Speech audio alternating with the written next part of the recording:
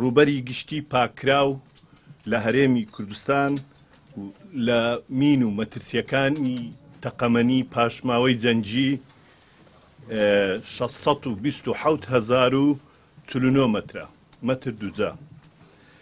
ژمارەی مینی لە ناوبراو 2008 مین لە ناوبراوە.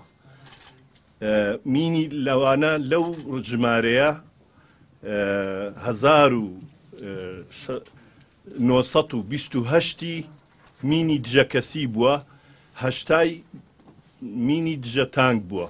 ژمارەی چێلگەی مینی پاکراو 23 چێلگەی مین پاکراوەتەوە.